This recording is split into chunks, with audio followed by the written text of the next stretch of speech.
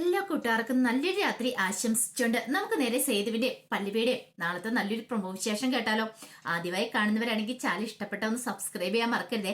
അതോടൊപ്പം തന്നെ video ഇഷ്ടപ്പെടുവാൻ like ചെയ്യാനും മറക്കരുത് കേട്ടോ. നമ്മുടെ മുന്നോട്ടുള്ള യാത്രയിൽ നിങ്ങളുടെ സപ്പോർട്ട് ലൈക്ക് വേണം, നമുക്ക് ഏറ്റവും കൂടുതൽ പ്രചോദനമായി മാറിക്കൊണ്ടിരിക്കണം. അപ്പൊ ഇന്ന് രാവിലെ ഇന്നലെ വൈകുന്നേരം ഒന്നും വിശേഷങ്ങളൊക്കെ ഇടാൻ പറ്റിയിട്ടുണ്ടായിരുന്നില്ല കേട്ടോ. കുറച്ച് തിരക്കായത് പോയതുകൊണ്ടാ. എന്തായാലും ഇന്ന് മുതൽ കൃത്യമായിട്ട് മുടങ്ങാതെ എല്ലാവരുടെയും വിശേഷങ്ങളൊക്കെ ചാനലിനകത്ത് അപ്ലോഡ് ചെയ്യും കേട്ടോ. മറക്കാതെ എല്ലാവരും കയറി കാണണേ. അങ്ങനെ നമ്മൾ കാണാൻ പോന്നെ ഷൂട്ടിങ്ങും കാര്യങ്ങളൊക്കെ നല്ല ഗംഭീരമായിട്ട് നടക്കുവാണ്. ഈ സമയത്ത് ശ്രീഹരി അച്ചു കൂടെ അഭിനയിക്കുന്നുണ്ട്. അപ്പൊ ആദ്യം ഒരു ടേക്ക് എടുത്തു ശ്രീഹരി അച്ചുവിന്റെ. അപ്പൊ ശ്രീഹരി അത്ര പോരായിരുന്നു. വീണ്ടും അച്ചു പറഞ്ഞു, അതെ ശ്രീഹരിക്ക് ട്രൈ ചെയ്തിട്ടുണ്ടെങ്കിൽ ഇതൊക്കെ ഈസി ആയിട്ടുള്ള കാര്യങ്ങളാണ്, അതുകൊണ്ട് ഒന്നുകൂടെ ട്രൈ ചെയ്യാൻ പറയണം. അങ്ങനെ വീണ്ടും ഒന്നുകൂടെ ടേക്ക് എടുത്ത് കഴിഞ്ഞപ്പോ ഓക്കെ ആവണം. അങ്ങനെ ഷൂട്ടിങ് ഗംഭീരമായിട്ട് നടക്കുന്ന സമയത്ത് ഋതുവിന് അത് ഒട്ടും ഇഷ്ടപ്പെടുന്നുണ്ടായിരുന്നില്ല. ഋതു വന്ന് നോക്കി ശ്രീഹരി അച്ഛനും കൂടെ അഭിനയിക്കുന്നത്. ഈ സമയത്ത് പല്ലവി സേതു ഈ കാഴ്ച കണ്ടുകൊണ്ടിരിക്കുകയായിരുന്നു. പിന്നീട് പല്ലവിയോട് സേതു പറഞ്ഞു, കൊള്ളാല്ലേ, അവർ രണ്ടുപേരും നല്ല ജോഡിയല്ലേന്ന് ചോദിക്കുകയാണ്. ഇത് കേട്ടതും പല്ലവി കുഴപ്പമില്ല, ശ്രീഹരി അച്ഛനും കൂടെ അഭിനയിക്കുന്നതാണ് നല്ല ഭംഗിയുണ്ട്, അവർ രണ്ടും കൂടെ ചേർന്ന് നിൽക്കുമ്പോഴും നല്ല ഭംഗിയുണ്ടെന്ന് പറയാണ്. ഇത് കേട്ടപ്പം സേതു അത് ശരിയാ, രണ്ടുപേരും കൂടെ നല്ല ഭംഗിയൊക്കെ ഉണ്ട്, മാച്ചാന്ന് പറയാൻ രണ്ടുപേരും കൂടെ നിന്ന് കഴിയുമ്പോഴത്തേനും പല്ലവി പറഞ്ഞു, എന്ത് ചെയ്യാനാ, അച്ഛൻ്റെ കല്യാണമൊക്കെ ഉറപ്പിച്ചു പോയില്ലേ സേതുവേട്ടാന്നൊക്കെ വെറുതെ തമാശ രീതിക്ക് പറയുന്നുണ്ട്. പക്ഷേങ്കില് ഋതുവിന്റെ മുഖം കടന്നൽ കുത്തിയ പോലെ ഇരിക്കുന്നത്. കാരണം ശ്രീഹരിനെ വിളിച്ച് അഭിനയിപ്പിക്കാൻ കയറ്റിയത് അവൾക്ക് ഒട്ടും അങ്ങോട്ട് ഇഷ്ടപ്പെട്ടില്ല. പക്ഷെ എന്ത് ചെയ്യാൻ പറ്റും, ആ സമയത്ത് ബോഡി ഐഡന്റിഫൈ ചെയ്യാനായിട്ട് അങ്ങോട്ടേക്ക് വിശ്വത്തിനെ വിളിക്കണം. പക്ഷെ വിശ്വം പോകാനായിട്ട് തയ്യാറായില്ല. അവസാനം അംബികയുണ്ട്, രാജലക്ഷ്മിയുണ്ട്. അപ്പൊ രാജലക്ഷ്മിയോട് ഒരു കാര്യം ചെയ്യും, നിങ്ങൾ വരാനായിട്ട് പറയാണ്. അങ്ങനെ രാജലക്ഷ്മി അങ്ങോട്ട് ചെല്ലുവാണ്. രാജലക്ഷ്മി എന്ന് കഴിഞ്ഞപ്പോഴത്തേനും മുഖമൊക്കെ വികൃതമായതുകൊണ്ട് മുഖം ഒന്നും തിരിച്ചറിയാനായിട്ട് ഉണ്ടായിരുന്നില്ല. പക്ഷേങ്കില് ആ ദേഹത്ത് കിടക്കണേ ആ ഡ്രസ്സൊക്കെ കണ്ടു കഴിഞ്ഞപ്പോഴത്തേനും ഏകദേശം ഒരു രൂപ കിട്ടി. ഇത് അവന് അവസാനമായിട്ട് ഇട്ടിരുന്ന ഡ്രസ്സാ എന്ന് പറയാണ്. അല്ലെങ്കിലും ഇന്ദ്രന്റെ പോലെ ഷേപ്പൊക്കെ ഉണ്ട്, ആള് ഏകദേശം അത്രയ്ക്കൊക്കെ തന്നെയുണ്ട്.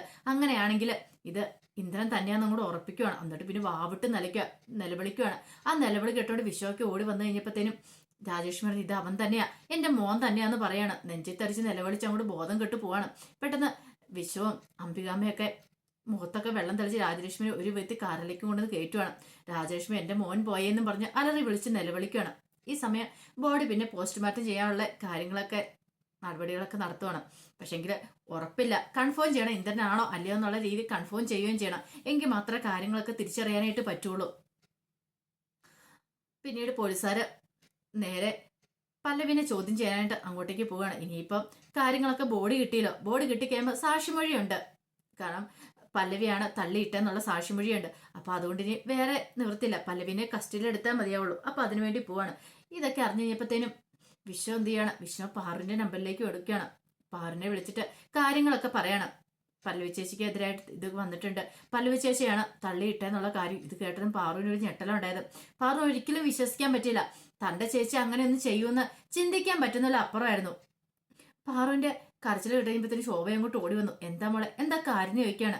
പിന്നീട് ഇന്ദ്രന്റെ കാര്യങ്ങളെല്ലാം പറയാണ്. ഇത് കേട്ട് കഴിഞ്ഞപ്പോഴത്തേനും ശോഭയെ നെഞ്ചത്തടിച്ച് നിലവിളിക്കുക, എന്റെ ഭഗവാനെ ഞാൻ എന്തൊക്കെയാ കേൾക്കണേന്ന്. മാഷോഞ്ഞേ, എന്റെ മോൾ അങ്ങനെ ഒരിക്കലും ഒരു ക്രൂരത ചെയ്തില്ല, അവൾക്ക് അങ്ങനെയും ചെയ്യാൻ കഴിയില്ല എന്ന് പറയണം. പാറുഞ്ഞ അതൊക്കെ ശരി തന്നെയാ, പക്ഷെങ്കിൽ ചേച്ചിനെ അവിടെ കണ്ട ദൃക്സാക്ഷികളൊക്കെ ഉണ്ട്, അവര് മൊഴി കൊടുത്തിട്ടുണ്ട്. അപ്പൊ അതിന്റെ അടിസ്ഥാനത്തിൽ എന്താണെങ്കിലും ചേച്ചിനെ കൂടി പോലീസുകാർ അറസ്റ്റ് ചെയ്യുമെന്ന് പറയണം. ഇത് കേട്ടോ എന്റെ മാഷോഞ്ഞ, എന്റെ ഭഗവാൻ നീ എന്ത് ചെയ്യും. പെട്ടെന്ന് ശോഭ പറഞ്ഞു, ദേ നിങ്ങൾ അങ്ങോട്ടേക്കൊന്ന് ചെല്ലാൻ പറയാണ്, എന്താ സംഭവിക്കുമെന്ന് അറിയത്തില്ലോ, എന്റെ മോളെ പോലീസുകാർ പിടിച്ചോണ്ട് പോയിട്ടുണ്ടെങ്കിൽ എനിക്ക് സഹിക്കാൻ പറ്റില്ലെന്ന് പറയാം. ആ സമയം പാറു പറഞ്ഞു, അമ്മ ഇങ്ങനെ ടെൻഷൻ അടിക്കാതെ, ചേച്ചി അങ്ങനെയൊന്നും ഒരിക്കലും ചെയ്യത്തില്ല എന്ന് പറയണം. അങ്ങനെയൊന്നും ചെയ്യാനായിട്ട് ചേച്ചിക്ക് സാധിക്കില്ല എന്ന് പറയാം. ഇത് കേട്ട് കഴിഞ്ഞപ്പോൾ മാഷ് പറഞ്ഞു, ഞാൻ കാരണം എന്റെ മോളുടെ ജീവിതമായത്, ഞാൻ ഒരു മാത്രം ശ്രദ്ധിക്കുമായിരുന്നെങ്കിൽ ഇങ്ങനെയൊന്നും സംഭവിക്കില്ലായിരുന്നു പറയണം.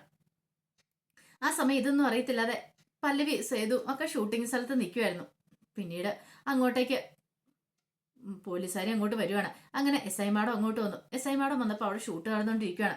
അങ്ങനെ ഷൂട്ട് ചെയ്യാൻ നടക്കുന്ന സമയത്ത് ആ സ്ഥലത്ത് അവരെ ഉണ്ടെന്ന് അറിഞ്ഞിട്ടാണ് അങ്ങോട്ടേക്ക് വരുന്നത്. അങ്ങനെ അവരങ്ങോട്ട് കയറി വന്നു കഴിഞ്ഞപ്പോഴത്തേനും സേതുവാണ് ആദ്യം അവരെ കാണുന്നത്. പെട്ടെന്ന് സേതു തിരിച്ചിട്ട്, എന്താ മാഡം, എന്താ കാര്യം ചോദിക്കുക. അല്ല പല്ലവി ഇല്ലേന്ന് ചോദിക്കുക.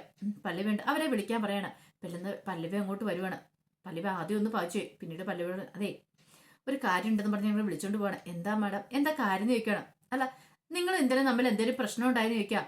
പ്രശ്നം, അതെ നിങ്ങൾക്കെതിരെ ഒരു കംപ്ലൈന്റ് കിട്ടിയിട്ടുണ്ട്, നിങ്ങള് ഇന്ദ്രനെ പാലത്തിന് തള്ളിയിട്ടു, പുഴയെ ചാടി അയാൾ മരിച്ചെന്നൊക്കെ. മരിച്ചെന്ന് മാഡം എന്താ പറയണേ? അതെ, ബോഡി കിട്ടിയിട്ടുണ്ട്, അത് ഐഡന്റിഫൈ ചെയ്യുകയും ചെയ്തു. അയാളുടെ ബോഡി തന്നെയാന്ന്. ഇത് കേട്ടത് ഒരു ഞെട്ടലാണ് പല്ലവിയിലുണ്ടായത്. മാഡം എന്താ പറയണേ? ഞാൻ അങ്ങനെ ആരെയും തള്ളിയിട്ടിട്ടില്ലെന്ന് പറയാം. അതൊക്കെ നമുക്ക് പിന്നീട് തീരുമാനിക്കാം. ഇപ്പൊ സ്റ്റേഷനിൽ വരണമെന്ന് പറയണം. പല്ലവിനെ കൊണ്ടാ സമയത്ത് അച്ചുവും സേതു ഒക്കെ പറയെ ഓടി വരുന്നുണ്ട്. എന്താ എന്താ മാഡം എന്താ കാണിക്കണത്? നിങ്ങൾ അങ്ങോട്ട് മാറി നിൽക്കാൻ പറയാണ്. ദേ, ഒരാളെ പാലത്തിൽ നിന്ന് താഴേക്ക് തള്ളിയിട്ടാണോ വന്നു കിടന്ന് അഭിനയം എന്നൊക്കെ ചോദിക്കുവാണ്. ഇതെല്ലാം കേട്ട് കഴിഞ്ഞപ്പോഴത്തേനും വല്ലാത്ത ഒരവസ്ഥയപ്പോ സേതുവിന്. സേതു പറഞ്ഞു, ഇല്ല മാഡം, അങ്ങനെ ഒരിക്കലും പല്ലവി ചെയ്തിട്ടില്ല. പല്ലവിക്ക് അങ്ങനെയൊന്നും ചെയ്യാൻ കഴിയില്ല എന്ന് പറയണം. പല്ലവി, മാഡം ഞാനൊരു ഉറുമ്പിനെ പോലും നോക്കാറില്ല. അങ്ങനെ ഞാൻ ഒരിക്കലും അങ്ങനെ ചെയ്യില്ല. അയാൾ എന്നോട് വളരെ മോശമായിട്ട് പെരുമാറി. അയാളെ ഞാൻ മാറ്റിവിടുകയോ ചെയ്തതെന്ന് പറയണം. അതൊക്കെ ഇനിയിപ്പോ ഇവിടെ സംസാരിച്ചിട്ട് കാര്യമില്ല. അതൊക്കെ നമുക്ക് പിന്നീട് തീരുമാനിക്കാം. ഇപ്പൊ വരാൻ പറയണം. അച്ചു പുറകെ ഓടി വന്നിട്ട്, ഏയ് മാഡം അങ്ങനെ ചെയ്യില്ല, പല്ലവി ചേച്ചിനെ കൊണ്ടുപോകലെന്നൊക്കെ പറഞ്ഞു. പക്ഷെ അതൊന്നും കേൾക്കാതെ പല്ലവിനെ പോലീസ് ജീപ്പ് കയറ്റി അങ്ങോട്ട് കൊണ്ടുപോകണം. ഒരു നിമിഷം സേതു തളർന്നുപോയി. സേതു ചിന്തിച്ച പോലെ കാര്യമില്ല. കാരണം പല്ലവിക്ക് ഇതിനകത്ത് യാതൊരു പങ്കുമില്ല. അവൻ തന്നെ ചെയ്ത കാര്യമാണ്. പക്ഷേങ്കിൽ ഇതിന്റെ പിന്നിൽ എന്തോ ഒരു ചതി നടന്നിട്ടുണ്ടെന്ന് സേതുവിന് മനസ്സിലാവാണ്. പെട്ടെന്ന് ശ്രീഹരി അങ്ങോട്ട് ഓടി വന്നു.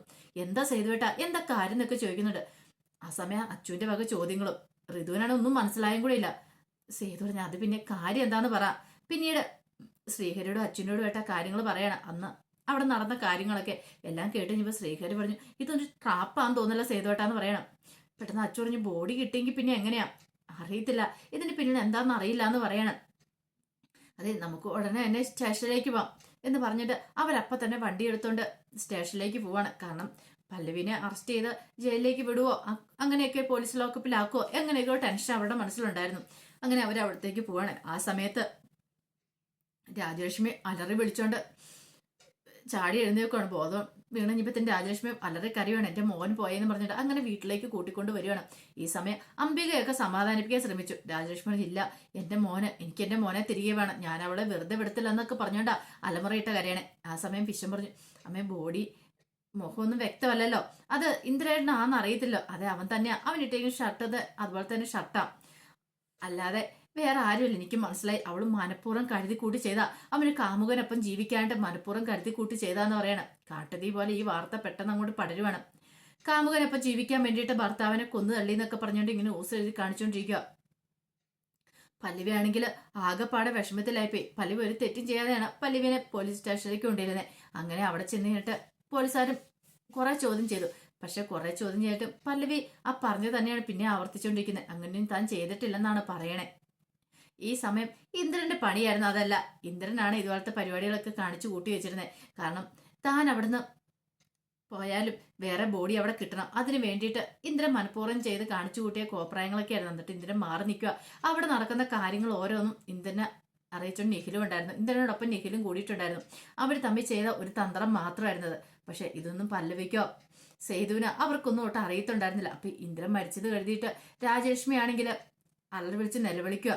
പിന്നീട് അംബികയും അങ്ങനെ നാട്ടുകാർ എല്ലാവരും കൂടെ വരാൻ തുടങ്ങി വീട്ടിലേക്ക്. മരിച്ചെന്ന് അറിഞ്ഞു കഴിഞ്ഞപ്പത്തേനും ആ സമയം എന്ത് ചെയ്യണമെന്ന് അറിയത്തില്ലാത്ത അവസ്ഥയായി സേതുവിന്.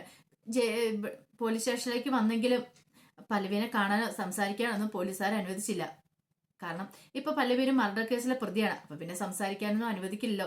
അങ്ങനെ പോലീസുകാർ തിരിച്ചും മറിച്ചും ചോദിച്ചിട്ട് പല്ലവി അത് തന്നെ റിപ്പീറ്റ് ചെയ്തുകൊണ്ടിരിക്കുന്ന അടുപ്പത്തേനും അവര് പറഞ്ഞു, അതെ, നിങ്ങൾ ഇങ്ങനെ ചോദ്യം ചെയ്തിട്ട് നിങ്ങൾ ഇതിനായിട്ട് മറുപടി ഒന്നും പറയുന്നില്ല. അങ്ങനെയാണെങ്കിൽ ഞങ്ങൾക്ക് ചോദിക്കേണ്ട രീതി ചോദിക്കേണ്ട വരും എന്നൊക്കെ പറയണം. ഇത് കേട്ടൻ പല്ലവി പറഞ്ഞു, എത്ര നിങ്ങൾ ചോദിച്ചെന്ന് പറഞ്ഞാലും എനിക്ക് ഈ മറുപടി മാത്രമേ പറയാനുള്ളൂ. ഞാനും അയാളും തമ്മിൽ ഡിവോഴ്സിന് വേണ്ടിയിട്ട് കേസ് നടന്നുകൊണ്ടിരിക്കുക. അതിനപ്പുറത്തേക്ക് ഞങ്ങൾ തമ്മിൽ ഒന്നുമില്ല. അയാൾ വന്നു കണ്ടു സംസാരിച്ചു. പക്ഷേങ്കിൽ അയാളൊരു സൈക്കോ മൈൻഡാ, അയാൾക്ക് മാനസിക പ്രശ്നങ്ങളൊക്കെ ഉള്ള അങ്ങേര് അതുകൊണ്ട് പാലത്തിന് താഴേക്ക് അഴിയതാ. പക്ഷെ അയാൾ മരിച്ചെന്ന് ഞാൻ ഇപ്പോഴും വിശ്വസിക്കുന്നില്ല എന്നൊക്കെ പറയുകയാണ്. ഈ സമയം ഇന്ദ്രനൊക്കെ ഇത് അറിഞ്ഞ് ഇന്ദ്രൻ അങ്ങനെ പൊട്ടിച്ചിരിച്ചോണ്ടിരിക്കുക. അവൾക്കൊരു പണി കൊടുക്കാൻ പറ്റി. ഇനി അടുത്ത സേതു, അവനെയും കൂടെ ശരിയാക്കണം. ഒരു കാരണവശാലും രണ്ടുപേരും സന്തോഷത്തോടെ ജീവിക്കരുത്, തനിക്കിട്ട് പണി തന്നിട്ട് സന്തോഷത്തോടെ ജീവിക്കരുത് എന്നൊക്കെ വിചാരിച്ചോണ്ട് ഇന്ദ്രൻ സന്തോഷിച്ചിരിക്കും. അപ്പൊ അതിന്റെ വിശേഷങ്ങളൊക്കെ നാളെ നമ്മൾ കാണാനായിട്ട് പോകുന്നത്. ആ വിശേഷങ്ങളൊക്കെ നമുക്ക് എല്ലാവർക്കും കാത്തിരിക്കാം കേട്ടോ. ഒരിക്കൽ കൂടി എല്ലാവർക്കും നല്ലൊരു രാത്രി ആശംസിച്ചു നിർത്തുന്ന